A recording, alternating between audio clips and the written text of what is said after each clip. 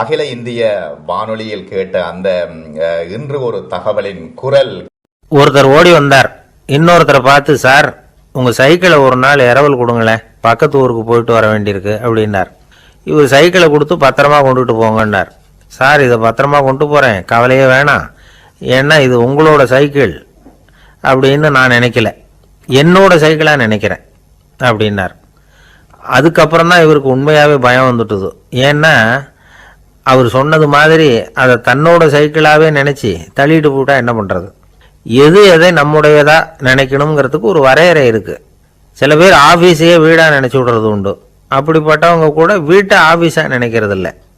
ஏன்னா வீட்டில் இவர் ஆஃபீஸராக நடந்துக்க முடியறதில்ல. இதெல்லாம் ஒரு பக்கம் இருக்கட்டும், இப்போ விஷயத்துக்கு வருவோம். பொறியியல் மேதை டாக்டர் விஸ்வேஸ்வரய்யா இருந்தார் இல்லையா, பாரத ரத்னா விருதெல்லாம் கொடுத்தாங்களே. ஆஃபீஸ் வேலை வேற, சொந்த வேலை வேற அப்படிங்கிறதுக்கு ஒரு உதாரணமாக இருந்தவர் அவர். மைசூர் மகாராஜா கிட்ட திவானா இருந்தார். அவர் ஒரு நாள் அரசாங்க வேலை காரணமாக வெளியூர் போயிருந்தார். ஹாசன்கிற ஊருக்கு பக்கத்தில் ஒரு பயண மாளிகை, அங்கே தங்கிவிட்டார். ராத்திரி அங்கே தங்கி இருந்துட்டு விடிஞ்சதும் ஊருக்கு திரும்புறதாக திட்டம். ராத்திரி தூங்கிறதுக்கு ரொம்ப நேரம் ஆயிட்டுது. ரொம்ப நேரம் வரைக்கும் அரசாங்க சம்பந்தப்பட்ட வேலைகளையே பார்த்துக்கிட்டு இருக்கிறார். அரசாங்க ஃபைல்கள் நிறைய இருந்தது. அதையெல்லாம் ஒவ்வொன்றா எடுத்தார், படித்து பார்த்தார், பரிசீலனை பண்ணார். அதில் எழுத வேண்டியதை எழுதினார், கையெழுத்து போட்டார். ஒரு வழியாக அந்த வேலையெல்லாம் முடிஞ்சுது. அதுக்கப்புறம் என்ன பண்ணார்னா, தன்னுடைய சூட்கேஸை திறந்தார். அதிலிருந்து 2 மெழுகுவத்தியை எடுத்து கொளுத்தி வச்சார். அந்த பயண மாளிகையில் அது வரைக்கும் எரிஞ்சுக்கிட்டு இருந்த மின்சார விளக்குகளை அணைச்சுட்டார். அதுக்கு பிறகு அந்த மெழுகுவத்தி வெளிச்சத்தில் சில புத்தகங்களை தொடர்ந்து படிக்க ஆரம்பிச்சிட்டார். அந்த பயண மாளிகையில் பணியாளராக இருந்தவர் இதை பார்த்துட்டு ஓடி வந்தார். மறுபடியும் மின் விளக்க போடுறதுக்காக போனார். விஸ்வேஸ்வரய்யா அதை பார்த்துட்டு போட வேணாம்ட்டாராம். இது வரைக்கும் நான் அரசாங்க அலுவல்களை கவனிச்சுக்கிட்டு இருந்தேன், அதனால் மின் விளக்குகள் அப்போ எரிஞ்சதில் தப்பு இல்லை. இப்போ நான் புத்தகம் படிச்சுக்கிட்டு இருக்கேன், இது என்னுடைய சொந்த வேலை, இங்கே இருக்கிற மின் விளக்கு அதுக்காக ஏன் எரியணும் அப்படின்னு கேட்டாராம். இப்போ இருக்கிற சில அரசு பணியாளர்கள்கிட்ட இந்த சம்பவத்தை பேச்சோட பேச்சா சொல்லி பார்த்தேன். அவங்களால இதை ஜீரணிக்கவே முடியல.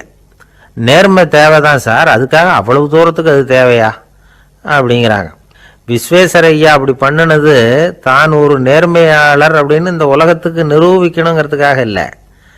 தான் அப்படி நடந்து காட்டினா தன்னை சுற்றி இருக்கிறவங்களும் அதை கேள்விப்படுறவங்களும் முடிஞ்ச அளவுக்கு பொது வாழ்க்கையில் அரசு பணியில் நேர்மையை கடைபிடிக்க முயற்சி பண்ணலாமே அப்படிங்கிறதுக்காகத்தான். இப்போவும் சில பேர் இருக்கிறாங்க, இவங்க ஆஃபீஸ் வேற வீடு வேறன்னு நினைக்கிறது இல்லை, அவ்வளோ உரிமை. ஒருத்தர் அப்படிதான், அவருக்கு அவசரமாக 5000 ரூபா தேவைப்பட்டது. ஆஃபீஸு பணத்தை எடுத்துக்கிட்டார். அந்த நேரம் பார்த்து ஆடிட் வந்துட்டுது, ஆப்பிட்டுக்கிட்டார். விசாரணை நடக்குது. அவர் சொல்கிறார், சார் நான் நேரம் காலம் பார்க்காம ஆஃபீஸில் வேலை செய்வேன், ஏன்னா அதை என்னோட ஆஃபீஸாக நினைக்கிறேன். அவசரத்துக்கு அந்த பணத்தை எடுத்தேன், மறுபடி வச்சுடலாம்னு தான் இருந்தேன், அதுக்குள்ளே இப்படி ஆயிட்டுது. நீங்கள் என்ன நினச்சாலும் சரி, நான் ஆஃபீஸ் வேற வீடு வேற அப்படின்னு நினைக்கிறது இல்லை, அது என்னோட சுபாவம் அப்படின்னார். விசாரணை பண்ணவர் தீர்ப்பு வழங்கினார். உங்கள் சுபாவத்துக்கு மதிப்பு கொடுத்து நானும் தீர்ப்பு வழங்குறேன். நீங்கள் கொஞ்ச நாள் ஜெயிலில் இருந்துட்டு வாங்க, அது உங்களுக்கு கஷ்டமாக இருக்காதுன்னு நினைக்கிறேன். ஏன்னா அங்கே போனாலும் நீங்கள் உங்கள் சுபாவப்படி வீடு வேற ஜெயில் வேறன்னு நினைக்க மாட்டீங்க அப்படின்னாராம்.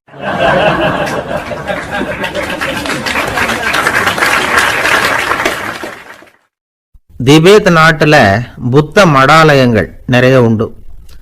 அதுக்கு ஒரு தலைமையகமும் உண்டு.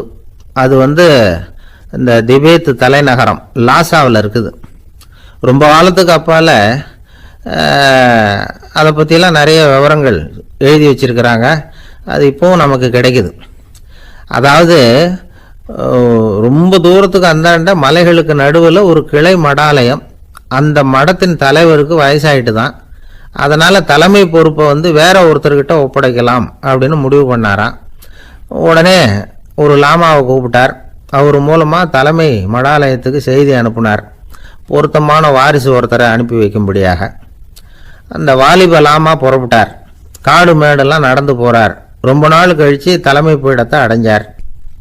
தலைமை குரு கிட்ட விவரத்தை சொன்னார். தகுதியான ஒருத்தரை அனுப்பி வச்சா அழைச்சிட்டு போகிறேன் அப்படின்னார். சரி, நாளைக்கு காலையில் நீங்கள் அவங்க எல்லாரையும் அழைச்சிட்டு போகலாம்னார் அவர். அவங்க எல்லாரையுமா? அங்கே தேவைப்படுறது ஒருத்தர் தானே அப்படின்னார் இவர். ஆமான்னார். அப்புறம் ஏன் எல்லாரையும் அழைச்சிட்டு போக சொல்கிறீங்கன்னார். அது இப்போ உனக்கு புரியாது. நான் ஒரு 100 பிக்குகளை அனுப்புகிறேன், அதாவது பிட்சுகளை. அவ்வளவு பேரையும் அங்கே வச்சு சமாளிக்க முடியாது அப்படின்னாரு இவர்.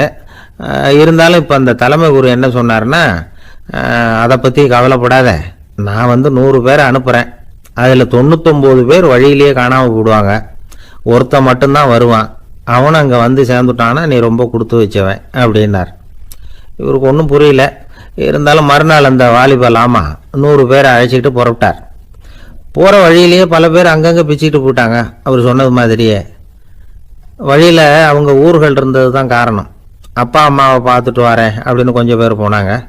சொந்த பந்தத்தை பார்த்துட்டு வரேன் அப்படின்னு கொஞ்சம் பேர். ஒரு வாரம் ஆச்சு. இப்போ மிஞ்சினது 10 பேர் தான். வழியில் ஒரு நகரம். அங்கே சில பிட்சுக்கள் வந்து சந்தித்தாங்க. எங்கள் மடத்து தலைவர் இறந்துட்டார், உங்களில் யாராவது ஒருத்தர் எங்களுக்கு தலைவராக முடியுமா அப்படின்னு கேட்டாங்க. 10 பேரும் தயார். அதில் ஒருத்தரை அழைச்சிக்கிட்டு அவங்க போயிட்டாங்க. இன்னொரு ஊரில் சில பேர் வந்தாங்க, வழி மறிச்சாங்க. நில்லுங்க, எங்கள் மன்னர் மகளுக்கு திருமணம், அதை நடத்தி வைக்க 3 லாமாக்கள் தேவை அப்படின்னாங்க. இப்படி கொஞ்சம் கொஞ்சமாக எல்லாரும் காலி. கடைசியில் 2 பேரும் மிஞ்சினாங்க. அங்கே ஒரு இளம்பெண் எதிரில் வந்தா. எங்கள் அப்பா வேட்டைக்கு போயிருக்கிறாரு, இன்னும் திரும்பி வரல, வீட்டில் வேறு யாரும் இல்லை, தனியாக இருக்க பயமாக இருக்குது, யாராவது ஒருத்தர் எனக்கு துணையாக இருக்கணும் அப்படின்னு கேட்டுக்கிட்டா. எங்கள் 2 பேரில் நீயே ஒருத்தரை தேர்ந்தெடுத்துக்கோ, இல்லைன்னா எங்களுக்குள்ளே சண்டை வந்துடும் அப்படின்னாங்க. இப்போ மிஞ்சினவர் ஒருத்தர். அவருக்கும் ஒரு சோதனை வந்தது. ஒரு தர்க்கவாதி எதிரில் வந்தான். உன்னோட வாதம் பண்ணணும்னா. இவனோட வாதம் பண்ணுறேன், அது முடிய ரொம்ப காலம் ஆகலாம், தர்க்கத்தில் நான் ஜெயிச்சா அங்கே வரேன், இல்லைன்னா இவருடைய சீடனை ஆயிடுவேன் அப்படின்னார் அவர். கடைசியாக அழைக்க வந்த வாலிபலாமா மட்டும் வெறும் கையோடு திரும்பி போனார். அங்கே இருந்த வயசான மடாதிபதி கேட்டார், எத்தனை பேர் அங்கேருந்து புறப்பட்டீங்கன்னார். என்னையும் சேர்த்து 101ன்னார் அவர். நல்லது, நீயாவது திரும்பி வந்திய, அதுதான் எனக்கு போதும், ஏன்னா நீ தான் எனக்கு உண்மையான வாரிசு. அந்த 100 பேரில் யாரும் வரமாட்டாங்க அப்படின்னார் அவர். ஏன்னா அவருக்கு தெரியும் இவர் ஒருத்தர் தான் திரும்பி வருவாருங்கிறது. திபேத்தில் ஒரு பழங்கால பழமொழி உண்டாம், 100 பேர் செல்லலாம், எப்பொழுதாவது ஒருவன் அபூர்வமாக அடைய வேண்டிய இடத்தை அடைவான். இதுதான் அந்த பழமொழி. ஒரு உன்னதமான இலக்கை அடையணும்னா அது அவ்வளவு சுலபமான காரியம் இல்லை. இந்த காலத்து மடாலயம் ஒன்று, அதில் ஒரு தலைவர், அவருக்கு வயசாயிட்டுது, தனக்கு ஒரு வாரிசை நியமிக்கணும் அப்படின்னு ஆசைப்பட்டார். ரொம்ப கஷ்டப்பட்டு ஒருத்தரை பிடிச்சார். தனக்கு வாரிசா நியமிச்சுட்டு அவர் சமாதி ஆயிட்டார். புதுசாக பொறுப்பேற்றுக்கிட்டவர் அப்படியே உட்காந்துருந்தார். அவரை தேடிட்டு பத்திரிகை நிருபர்கள்லாம் வந்தாங்க, கேட்டாங்க. அவர் உங்கள் பொறுப்பில் வந்து அவர் பெரியவர் விட்டுட்டு போன இது எவ்வளவு சுமாராக தேரும், எவ்வளவு விட்டுட்டு போனார் அப்படின்னு கேட்டிருக்கிறாங்க. அது என்ன ஒரு 50 லட்சம் இருக்கும் அப்படின்னாராம். அவ்வளவும் பணமா அப்படின்னு கேட்டிருக்காங்க. இல்லைங்க, கடன் அப்படின்னாராம் இவர்.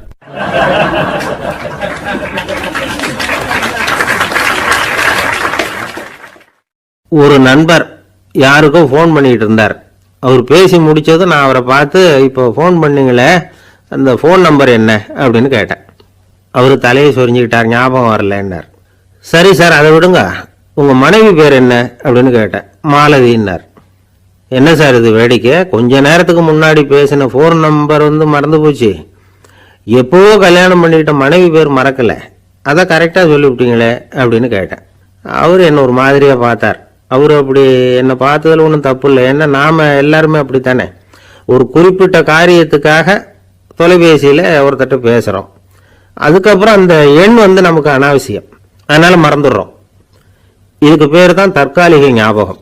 ஆனால் மனைவி பேரை வந்து மறந்துட முடியுமா? முடியாது. அது வந்து அவசியமான ஒன்று. அடிக்கடி அந்த பேரை வந்து உபயோகப்படுத்துகிறோம், அதனாலேயும் அது வந்து முக்கியங்கிறதுனாலேயும் அதை மறக்கிறது இல்லை. இதுக்கு பேர் நிரந்தர ஞாபகம். சரி, இந்த தற்காலிக ஞாபகம், நிரந்தர ஞாபகம், இது 2 ஞாபக அளவுகளையும் கட்டுப்படுத்துறது எது அப்படின்னா மூளைக்குள்ள நடக்கிற மின்சார நடவடிக்கைகள் தான். தற்காலிக ஞாபகம் ஒரு மின்னல் மாதிரி தோன்றி மறையுது. நிரந்தர ஞாபகம் ஒரு படிவம் போல மூளையில படிஞ்சுடுது. ஒரு சம்பவத்தின் பல பிரதிகள் மூளையில பல்வேறு பகுதிகளிலேயும் படியறதுனால ஒன்று மறைஞ்சாலும் மறந்தாலும் இன்னொன்று மறையறதில்ல. இப்படிப்பட்ட நிலைமையில தான் இந்த தொண்டையில இருக்கு வாயில வரமாட்டேங்குது சார் அப்படிமா. ஒருத்தருக்கு எந்த துறையில ஆர்வமும் ஈடுபாடும் அதிகமோ அது சம்பந்தமான ஞாபக சக்தி அதிகமா இருக்கும். தொழிலை விரும்புகிற ஒரு டெலிபோன் ஆபரேட்டருக்கு எண்கள்லாம் நல்ல ஞாபகம் இருக்கும். அது மாதிரி கவிஞர்களுக்கு வார்த்தைகள் நல்ல ஞாபகத்தில் இருக்கும். இது ஒரு பக்கம் இருந்தாலும் ஒரு மூளை எண்களை விட எழுத்துக்களை விட படங்களை ரொம்ப சுலபமா ஞாபகத்தில் வச்சுக்குது. புரிஞ்சுக்கிற தன்மை, அனுபவம், புத்தி கூர்மை இது கூடி குறையிறத பொறுத்து ஞாபக சக்தியும் ஏறும் இறங்கும். இப்போ உதாரணத்துக்கு ஒரு பையனுக்கு படித்தது எதுவும் ஞாபகத்தில் இல்லைன்னா அவன் அதை சரியாக புரிஞ்சுக்கலன்னு அர்த்தம். இந்த மறதிங்கிறது எந்த சமயத்தில் ஒரு பிரச்சனை ஆகுது தெரியுமா? உங்களுக்கு வேண்டியப்பட்ட ஒருத்தரை ஞாயிற்றுக்கிழமை சாயந்தரம் சரியாக 5 மணிக்கு கடற்கரைக்கு வர சொல்லிவிட்டு அந்த நேரத்தை மறந்துட்டா அது பரவாயில்ல, வர சொன்னதையே மறந்துட்டாதான் நிலைமை மோசம்னு அர்த்தம். இப்படி இருந்தால் இது சிகிச்சை எடுத்துக்க வேண்டிய நிலைமைங்கிறத புரிஞ்சுக்கணும். ஆமாம், இதுக்கும் மருந்து இருக்கு. ஆனால் மூளை குறிப்பிட்ட அளவுக்கும் கீழே இயங்குறப்போவோ இன்னொன்று சொல்லுவாங்க, இந்த நியூரோ டிரான்ஸ்மிட்டர் அப்படின்னு சொல்லுவாங்க. அப்படிங்கிற மூளை ரசாயனம் ரொம்பவும் குறைஞ்சி போகிறப்போ மட்டும்தான் உபயோகப்படும். டாக்டர் என்ன சொல்கிறாங்க தெரியுமா? மூளையை பொறுத்த வரைக்கும் அதில் ஞாபக சக்தி அதிகமாக உள்ள மூளை, மறதி உள்ள மூளை அப்படின்னு ஒன்றும் கிடையாது அப்படிங்கிறாங்க. நினைவு வச்சுக்கிறதுக்கு பயிற்சி அளிக்கப்பட்ட மூளை, பயிற்சியற்ற மூளை அப்படின்னு வேணும்னா சொல்லலாம் அப்படின்னு சொல்கிறாங்க. அதனால நம்ம ஞாபக சக்திங்கிறது நம்ம கிட்ட இருக்கிற பயிற்சி, முயற்சி இதை பொறுத்து தான் அமையும். ஒருத்தர் ஒரு பென்சிலை எங்கேயோ வச்சுக்கிட்டு தேடிக்கிட்டு இருந்தார்.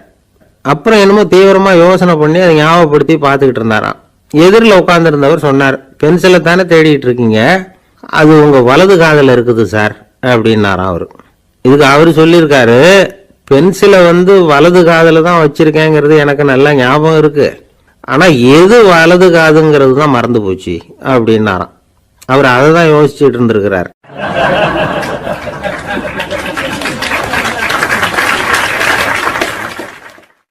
காலை நேரம், கடற்கரை ஓரம், காலை வீசிக்கிட்டு கையை வீசிக்கிட்டு ஏதோ சண்டைக்கு போகிற சிப்பாய் மாதிரி எல்லாரும் நடந்து போயிட்டு இருக்கிறாங்க. நடைப்பயிற்சி. அதில் நமக்கு தெரிஞ்ச ஒருத்தர் எதிரில் வந்தார் ரொம்ப வேகமாக.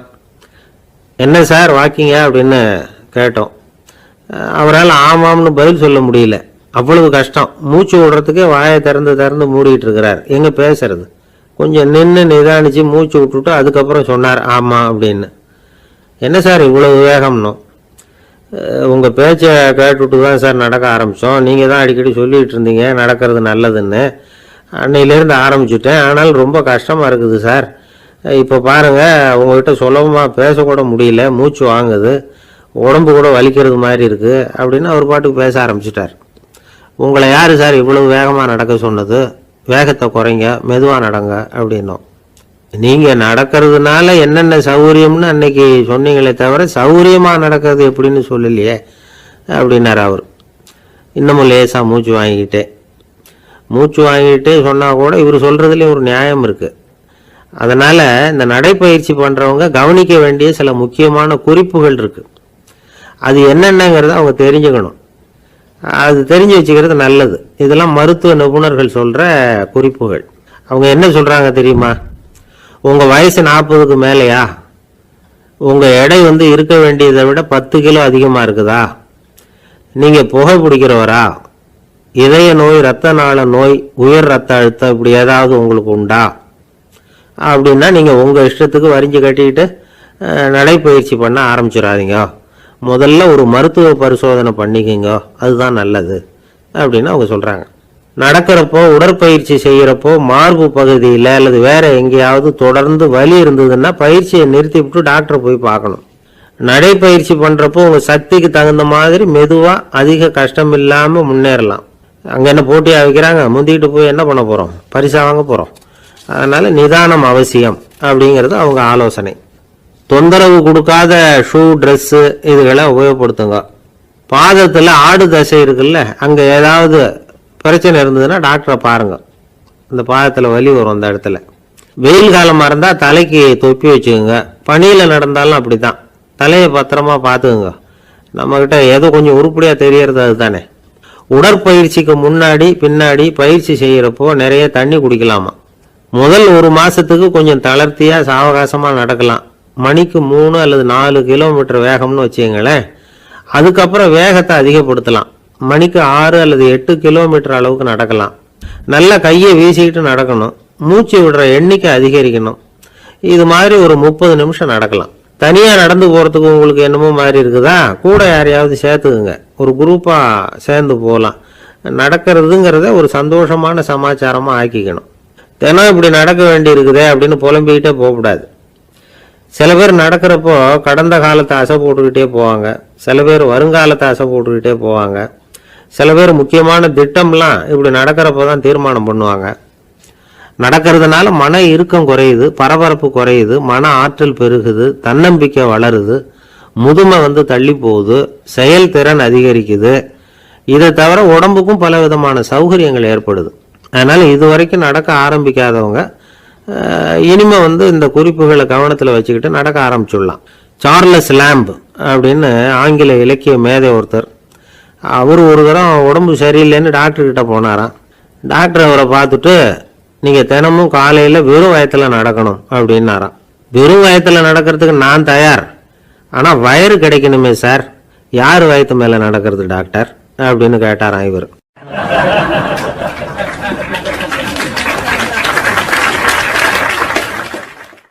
எனக்கு ஒரு உதவி செய்யணும் அப்படின்னு நம்மளை பார்த்து ஒருத்தர் கேட்குறாருன்னு வச்சுங்களேன், உடனே நாம் அவரை பார்த்து என்ன உதவின்னு கேட்போம்.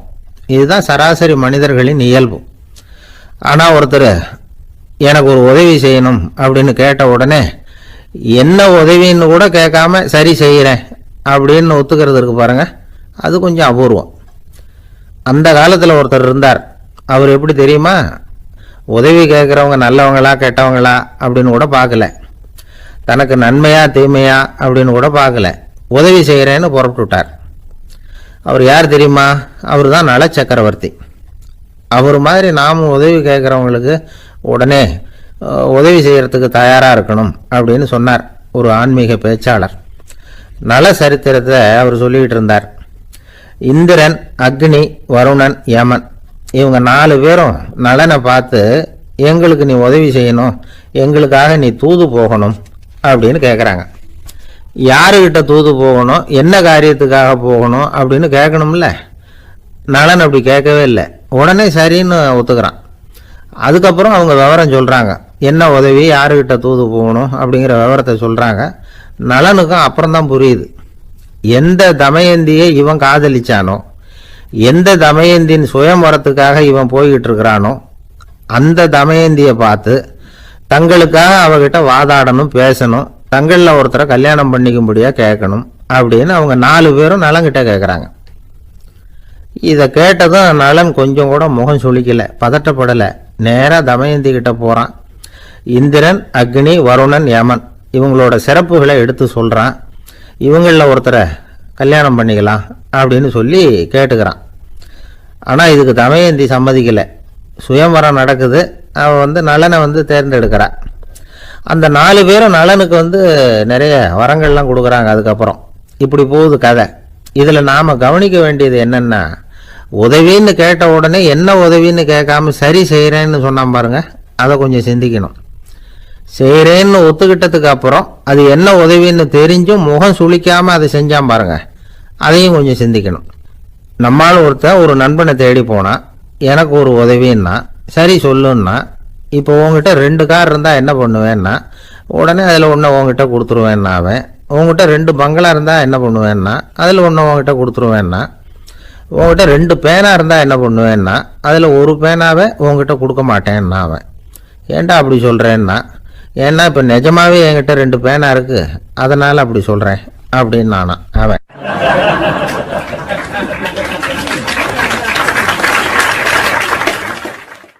ரொம்ப பேருக்கு கூட்டத்தில் பேசுறதுன்னா பயம். நமக்கு ஒன்றும் தெரியாதுன்னு மற்றவங்க நினச்சிடக்கூடாதுங்கிற எண்ணம் தான் இதுக்கு காரணம். ரொம்ப முக்கியமான ஒரு கூட்டம்னா பயமும் அதிகமாக இருக்கும். முக்கியமானவங்கெல்லாம் வருவாங்களே, அவங்கெல்லாம் நம்மளை பற்றி மட்டமாக நினச்சிருவாங்களே அப்படிங்கிற பயம் வந்துடும். ஆனால் மேடை பேச்சுங்கிறது அவ்வளவு கடினமான ஒரு காரியம் இல்லைங்கிறாங்க அது சம்பந்தமான நிபுணர்கள். யாரும் பேச்சாளர் ஆகலாம், இது ஒன்றும் பெரிய கிஃப்ட் கிடையாது அப்படின்னு அவங்க சொல்கிறாங்க. நீங்கள் ஒரு சிறந்த பேச்சாளர் ஆகணுமா அப்படின்னா அதுக்குன்னு சில ஆலோசனைகளை சொல்லி வச்சிருக்கிறாங்க அனுபவசாலிகள். முதல் ஆலோசனை என்னன்னா, உங்கள் பேச்சு எளிமையாக இருக்கணும். ஏதாவது ஒரு கருத்து அல்லது 2 கருத்து சொன்னா போதும். 20 அல்லது 30 கருத்துக்களை சொல்லிட்டே போகக்கூடாது. 2வது ஆலோசனை, நீங்க என்ன பேச போறீங்கிறது முதல்ல உங்களுக்கு நல்லா புரியணும். அதுக்கப்புறம் தான் அதை அடுத்தவங்களுக்கு புரிய வைக்க முடியும். எப்படி ஆரம்பிக்க போறோம், எந்த கருத்தை முக்கியமா வலியுறுத்த போறோம், எப்படி முடிக்க போறோம் அப்படிங்கிறத முதல்ல நல்லா சிந்திச்சு மனசுல வச்சுக்கணும். கடைசியா என்ன சொல்றீங்களோ அதுதான் கேட்கறவங்க மனசுல நிற்கும். 3வது ஆலோசனை என்னன்னா, உங்க பேச்சு சுருக்கமா இருக்கணும். ஒரு 15 நிமிஷம் பேசுறது ரொம்ப பொருத்தம். மணிக்கணக்கில் பேசிக்கிட்டு இருக்கிறது நல்லதில்லை. 4வது ஆலோசனை, நீங்க பேசுறது உண்மையா இருக்கணும். உங்களுக்கு உண்மையான அனுபவங்கள் இருக்கும், அதை சொல்லலாம். உங்களுடைய உண்மையான அனுபவங்களை மற்றவங்களோட பகிர்ந்துக்கணும், அதுதான் முக்கியம். 5வது ஆலோசனை, ஆரம்பத்தில் கொஞ்ச நேரம் உங்களை பற்றியும் எதிரில் உள்ளவங்களை பற்றியும் சம்பந்தப்படுத்தி ஏதாவது பேசி ஒரு நெருக்கத்தை ஏற்படுத்திக்கணும். ஒவ்வொருத்தரும் இப்போ ஒரு பேச போகிறது நம்ம சம்பந்தப்பட்டது அப்படின்னு நினைக்க ஆரம்பிச்சிருவாங்கல்ல, அதுக்கப்புறம் அவங்க கேட்க தயாராகிட்டாங்கன்னு அர்த்தம். எதிரில் உட்காந்துருக்கிற கூட்டத்திலிருந்து 3 பேரை தேர்ந்தெடுங்க. அதாவது வலது பக்கம் ஒருத்தர், நடுவில் ஒருத்தர், இடது பக்கம் ஒருத்தர். அதாவது உங்களை ரொம்ப கனிவாகவும் ஆர்வமாகவும் பார்க்குறவராக பார்த்து தேர்ந்தெடுத்துங்க மனசுக்குள்ள. நீங்கள் பேசும்பொழுது என்ன பண்ணணும்னா, இவங்களை நேருக்கு நேராக மாறி மாறி பார்த்துக்கிட்டே பேசுனீங்கன்னா நீங்கள் ஏதோ ஒட்டுமொத்த கூட்டத்தையும் பார்த்து பேசுறதாக ஒரு உணர்வு அது ஏற்படுத்திவிடும். 6வது ஆலோசனை என்னன்னா, சொற்பொழிவுன்னா நீங்கள் பேசணும், படிக்கக்கூடாது. எழுதி படிக்கிறது நல்லா இருக்காது. குறிப்புகள் வேணும்னா வச்சுக்கலாம். படிக்கிறது பேப்பர்லேருந்து வர்றது மாதிரி இருக்கும், பேசுறது இதயத்திலேருந்து வர்றது மாதிரி இருக்கும். அப்புறம் 7வது ஆலோசனை சொல்கிறாங்க, அது என்னென்னா, மேடையில் ஏறி நின்ன உடனே இயல்பாக மூச்சை இழுத்து விட்டுங்க, இயல்பு நிலைக்கு வாங்க, அதுக்கப்புறம் இயல்பாக பேச ஆரம்பிக்கலாம் அப்படிங்கிறாங்க. இவ்வளவும் பேச்சு கலையில் வல்லுநர்களாக இருக்கிறவங்க சொல்லுகிற ஆலோசனைகள். இதையெல்லாம் கடைபிடிச்சா நமக்கும் அதுக்கும் வெகு தூரம்னு நினச்சிக்கிட்டு இருந்த ஒன்று இப்போ கிட்டத்தில் நெருங்கி வந்துடும். நாம் சொல்கிறபடியெல்லாம் அது கேட்கும். ஒரு பேச்சாளர், அவருக்கு சுருக்கமாகவே பேச தெரியாது. மேடையில் ஏற்றி விட்டுட்டா போதும், ஆரம்பிச்சிருவார், நிறுத்த மாட்டார், பேசிக்கிட்டே இருப்பார். ஒரு தடவை அவர் ஒரு கூட்டத்தில் ரொம்ப நேரம் பேசிக்கிட்டே இருக்கிறார். எதிரில் பொறுமை இழந்த ஒருத்தர் தன்னுடைய கை கடிகாரத்தை காட்டினார். அதை கவனித்த பேச்சாளர், மன்னிக்கணும், கை கடிகாரம் நான் கொண்டுகிட்டு வர மறந்துட்டேன், அதுதான் நேரம் போனதே தெரியல அப்படின்னு சொல்லியிருக்கிறார். இதுக்கு அவர் சொன்னாராம் கோபமா, ஏய்யா கடிகாரத்தை தான் பார்க்க முடியல, மறந்துட்டேன், பக்கத்தில் மாட்டிருக்கிற கேலண்டரையாவது பார்க்கப்படாதா அப்படின்னாராம்.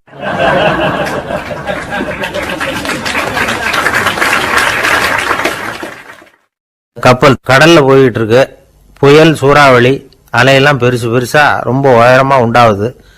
கடுமையான காற்றிலேயும் வேகமான அலைகள்லேயும் சிக்கி அந்த கப்பல் தடுமாறுது. திசை மாறி போச்சு. எந்த பக்கம் போயிட்டு இருக்கிறோம்னே தெரியல. அந்த கப்பலை செலுத்திக்கிட்டு இருந்த மாலுமி ரொம்ப சாமர்த்தியமாக செயல்பட்டார். தன்னுடைய அறிவாற்றலையும் திறமையையும் முழுமையாக பயன்படுத்தினார். அந்த கப்பலை கட்டுப்படுத்தினார். மெதுவாக அந்த சூறாவளியிலிருந்து கப்பலை காப்பாற்றி கரைக்கு கொண்டுட்டு வந்து சேர்த்துட்டார். மாலுமின்னு ஒருத்தர் இருந்ததுனால அந்த மரக்கலம் காப்பாற்றப்பட்டது. மாலுமின்னு ஒருத்தர் இல்லைன்னு வச்சுக்கோங்க, அந்த கப்பலோட கதி என்னவா இருக்கும் யோசிச்சு பாருங்க. ஒரு கோபக்காரனுடைய நிலைமையும் அப்படித்தானா. கோபக்காரன்கிறவன் ஒரு மாலுமி இல்லாத மரக்கலம் அப்படிங்கிறார் நபிகள் நாயகம். கொந்தளிக்கிற கடல்ல கொடுமையான அலைகளின் உச்சியில அல்லல் படுகிற மரக்கலத்தை விட மோசமானது கோபக்காரனின் நிலைமை அப்படிங்கிறது அவருடைய கருத்து. அது மாதிரி இதுன்னு சொல்லல, அதை விட மோசம் இது அப்படிங்கிறார். ஏன் தெரியுமா? ஒரு கப்பல் கடல்ல தடுமாறினா அதை சரிப்படுத்த மாலுமி இருக்கிறார். அவர் தன்னுடைய சாமர்த்தியத்தினால அதை கட்டுப்படுத்தி சரியான வழிக்கு கொண்டுட்டு வந்துருவார். ஆனா கோபக்காரனுடைய நிலைமை அப்படி இல்லை அப்படிங்கிறார் நபிகள் நாயகம். மனித மனம் ஒரு மரக்கலம், அறிவு அதில் இருக்கிற மாலுமி. மாலுமி மரக்கலத்தை செலுத்துறான், அவனுக்கு கட்டுப்பட்டு அது ஓடுது. ஆனா கோபக்காரன்கிற மனுஷங்கிட்ட அறிவுங்கிற மாலுமி சரியா வேலை செய்ய மாட்டான். ஏன்னா கோபம் அந்த மாலுமியின் கண்களை அவிச்சிரும், காதுகளை கேட்காம பண்ணிவிடும். கண்ணையும் காதையும் மூடிவிட்டு கப்பலை ஓட்டுனா எப்படி ஓட்டுறது? அதனால கோபக்காரன் மாலுமி இல்லாத மரக்கலம். இடி மின்னல்ல மாட்டிக்கிட்டு கஷ்டப்படுற கப்பல் மாதிரி கஷ்டப்படுறான். பெரியவங்கள்லாம் என்ன சொல்றாங்க? உனக்கு கெடுதல் பண்ணவனுக்கும் நீ நன்மையை செய், எவருடைய விருப்பு வெறுப்பையும் பொருட்படுத்தாதே. பரம எதிரிக்கும் நீ நன்மை செய்ய ஆரம்பிச்சா உன்னுடைய தூய நிலையை பார்த்துட்டு அவனும் உனக்கு நெருக்கமான நண்பனா ஆயிடுவான். இதுதான் பெரியவங்க நமக்கு சொல்லி இருக்கிறது. புனித குர்ஆன் சொல்றது என்ன? தீமையை நன்மையை கொண்டே நீர் தடுத்து கொள்ளும் அப்படின்னு சொல்லப்பட்டிருக்கு. அதுல இன்னா செய்தாரை ஒருத்தல் அவர் நாண நன்னயம் செய்து விடல் அப்படிங்கிறார் திருவள்ளுவர். செல்வந்தர் ஒருத்தர்கிட்ட ஒரு சிறுவன் வந்து ஆடு மேய்ச்சிக்கிட்டு இருந்தானா. பெரியவர் அவனை கூப்பிட்டு, நீ நேரா போய் ஒரு ஆட்டுல உள்ள ரொம்ப நல்ல பகுதி எதுவோ அதை எடுத்துக்கிட்டு வா அப்படின்னாராம். இவன் போனான். ஒரு ஆட்டு உடம்புல இருந்த நாக்கு, இருதயம், இது ரெண்டையும் எடுத்துட்டு வந்து கொடுத்தானா. பெரியவர் வாங்கி பார்த்தார். அதுக்கப்புறம் இப்ப நீ போய் இன்னொரு ஆட்டுல இருக்கிற ரொம்ப கெட்ட பகுதி எதுவோ அதை எடுத்துட்டு வா அப்படின்னாராம். இவன் போய் எடுத்துட்டு வந்தான். அவன் கையில் இருந்தது மறுபடியும் அதே மாதிரி நாக்கு, இருதயம், இது ரெண்டும் தான். என்னது இப்பவும் அதையே கொண்டுட்டு வந்திருக்கிற அப்படின்னாராம் பெரியவர். இவன் சொன்னானா, ஒரு உடம்புல உள்ள ரொம்ப நல்ல பொருளும் இதுதான், ரொம்ப கெட்ட பொருளும் இதுதான் அப்படின்னானா. இளம் வயசுல இப்படி பதில் சொன்னவர் தான் பேரறிஞர் லுக்மானுல் ஹக்கீம் அவர்கள். கோபப்படாம இருந்தா இது ரெண்டும் நல்லா வேலை செய்யும், கோபப்பட்டா இது ரெண்டும் மோசமா வேலை செய்யும். அதை புரிஞ்சுக்கிறதுக்காகத்தான் இன்னைக்கு இந்த தகவல். கோபம் வந்துட்டா நாம என்ன செய்யறோங்கிறது நமக்கே தெரியாது. ஒருத்தர் டாக்டர் கிட்ட போனார் அவசரமா. டாக்டர், எனக்கு இப்ப கடுமையான கோப வெறி, எனக்கு கண்ணு மண்ணு ஒன்றும் புரியல, உடனடியாக அதை கட்டுப்படுத்தணும், உடனே இதுக்கு ஏதாவது ஒரு மாத்திரை கொடுங்க ப்ளீஸ் அப்படின்னார். அந்த டாக்டரும் உடனே ஒரு மாத்திரையை கொடுத்து, இதை உடனே போடுங்க, நான் தண்ணி கொண்டுட்டு வரேன்னு உள்ள போனார். தண்ணியோடு திரும்பி வந்தார். இவர் சொன்னார், டாக்டர், நீங்க கொடுத்த மாத்திரை ரொம்ப பெருசா இருந்தது, இருந்தாலும் கஷ்டப்பட்டு முழுங்கிட்டேன்னார். டாக்டர் சந்தேகத்தோட மேசையை பார்க்கிறார். பார்த்தா மாத்திரை அங்கேயே இருக்குது, பேப்பர் வெயிட்ட காணல.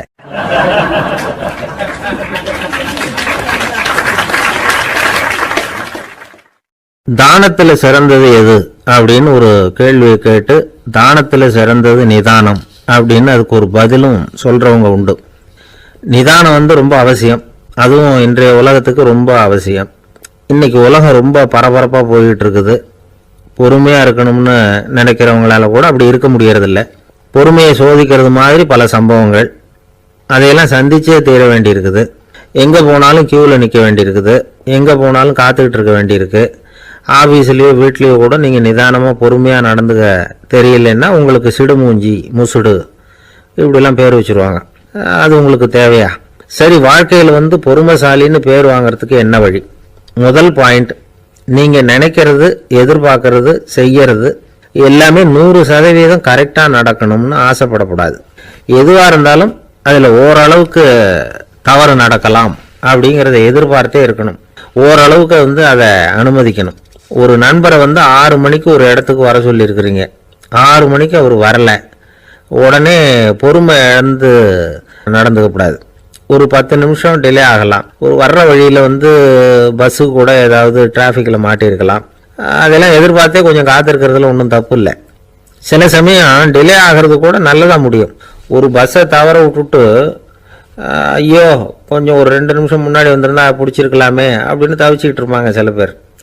அடுத்தபடியா வர்ற பஸ் நேரடியா நீங்க போக வேண்டிய இடத்துக்கே கொண்டு போய் விடுற பஸ்ஸா கூட இருக்கலாம். அது உங்களுக்கு முன்னாடி தெரியாதுல்ல. சில நெருக்கடியான சூழ்நிலைகளை வந்து தமாஷா எடுத்துக்கிறதுக்கு பழகிக்கணும். சில இடங்களுக்கு போறப்ப காத்திருக்கிறதுக்கு நம்ம மனசை தயார்படுத்திக்கிட்டே போகணும். ஒரு ரயிலுக்கோ பஸ்ஸுக்கோ அல்லது விமானத்துக்கோ கப்பல் பிரயாணத்துக்கோ போறப்போ அங்க போய் நீங்க மணிக்கணக்கில் கூட காத்துக்கிட்டு தான் இருக்கணும். புறப்படுற நேரம் கூட மாறலாம். நீங்க போய் சேர்ந்ததும் அது உடனே புறப்படணும்னு கட்டாயமா என்ன? அது மாதிரி சமயத்தில் படிக்கிறதுக்குன்னு சில சுவாரஸ்யமான புத்தகங்களையும் கையில் எடுத்துக்கலாம். உங்களை சுற்றி எவ்வளவோ சுவாரஸ்யமான சம்பவங்கள் நடந்துகிட்டு இருக்குது இல்லை, அதையெல்லாம் வேடிக்கை பாருங்க. எதுக்காக காத்துக்கிட்டு இருக்கிறோமோ அந்த காரியத்தில் உண்மையாகவே நமக்கு ஒரு அக்கறை இருந்தால் நமக்கு போர் அடிக்காது. சில கோயில்களில் பார்த்துருப்பீங்க, தரிசனத்துக்காக பக்தர்கள் நாள் கணக்கில் காத்துக்கிட்டு இருப்பாங்க. அவங்கெல்லாம் அழுத்துக்கிறது இல்லை. ஆண்டவனை தரிசிக்கணுங்கிற உண்மையான அக்கறை இருக்கிறதுனால அவங்களுக்கு போர் அடிக்கிறது இல்லை. ஆனால் சில சினிமா தியேட்டரில் கூட பார்க்கலாமே, சினிமா கியூ கூட அப்படிதான். சாயந்தரம் 6 மணி ஆட்டத்துக்கு காலம்பரம் 6 மணிக்கே போய் கூட காத்துக்கிட்டு இருப்பாங்க. அவங்களுக்கெல்லாம் போர் அடிக்காது. படம் பார்க்குற ஆர்வம். இன்னொரு முக்கியமான விஷயத்த நாம் பழக்கப்படுத்திக்கணும். லிவ் ஃபார் தி மூமெண்ட் அப்படிங்கிறாங்க நிபுணர்கள். ரொம்ப பேர் எப்படின்னா அடுத்தபடியாக நடக்க போகிற விஷயத்திலேயே கவனமாக இருப்பாங்க. அந்த நினைப்புலேயே இந்த நிமிஷத்தை பொறுமை இல்லாமல் கழிப்பாங்க. ஒருத்தர் இருக்கார், அவர் எப்படின்னா ஆஃபீஸ் முடியறதுக்குள்ளேயே சார் 5 மணிக்கெல்லாம் ரெடியாக இருங்க, நாம் அந்த ஹோட்டலில் போய் டிஃபன் சாப்பிட்ணும் அப்படின்னு 4 மணிலேருந்து சொல்லிகிட்டு இருப்பார். 4:55 பரபரப்பாக ஓடி வருவார். 2 பேரும் புறப்படுவோம், ஹோட்டலுக்கு போவோம், சாப்பிட்டுக்கிட்டு இருப்போம். அப்படி சாப்பிட்டுட்டு இருக்கிறப்ப சார் சாப்பிட்டு முடித்ததும் நேராக ஒரு ஜவுளி கடைக்கு போகிறோம் அப்படிம்பார். பரபரக்க சாப்பிட்டு முடிப்பார், புறப்படுவார். ஜவுளி கடையில் அவசரமாக சீக்கிரம் பில் போடுங்க சார், சினிமாவுக்கு நேரம் ஆகிடும்பார். சினிமா தியேட்டரில் உட்காந்து அடுத்தபடியாக எங்கே டின்னர் சாப்பிட்றதுன்னு யோசனை பண்ணிகிட்டு இருப்பார். ராத்திரி படுக்கையில் விழுந்ததுக்கு அப்புறமும் நாளைக்கு காலையில் எழுந்திரிச்சதும் அதை பண்ணணும் இதை பண்ணணும்னு திட்டம் போட்டுக்கிட்டே இருப்பார். அதாவது எப்பவும் அடுத்த நிமிஷம், அடுத்த நாள், அடுத்த வாரம், அடுத்த வருஷம், இதுதான் அவங்க சிந்தனை. இந்த நிமிஷம் என்ஜாய்மெண்ட்டை அவங்க இழந்துடுறாங்களாம். அதனால தான் வாழ்நாள் பூரா பொறுமையின்மை, அவஸ்தை, அல்லல். அதனால் நாம் எல்லாரும் வாழ்க்கையில் நிதானமாக இருக்கிறதுக்கு கற்றுக்கணுமா. அதுக்காக இந்த நிதானத்துக்கு வேறு விதமான அர்த்தம் பண்ணிக்கக்கூடாது. ஒருத்தர் அப்படித்தான் ஒரு தடவை அவருடைய குதிரை காணாமல் போயிட்டு தான். அதுக்காக அவர் கவலைப்படலை, நிம்மதியாக இருந்தார், சந்தோஷமாக இருந்தார். என்ன சார் இது, உங்கள் குதிரை திருட்டு போயிட்டுதுங்கிறீங்க, நீங்கள் கவலைப்படாமல் இருக்கிறீங்களே அப்படின்னு கேட்டாங்களாம். அதுக்கு அவர் சொல்லியிருக்கார், நல்ல வேலை சார், கட்டியிருந்த குதிரை காணாமல் போயிருக்குது. நான் அது மேலே உட்காந்துருக்கிற சமயம் அது காணாமல் போயிருந்ததுன்னா, திருட்டு போயிருந்ததுன்னா நானும் சேர்ந்துல காணாமல் போயிருப்பேன் அப்படின்னாராம். எவ்வளவு நிதானமான ஆள் பாருங்கள்.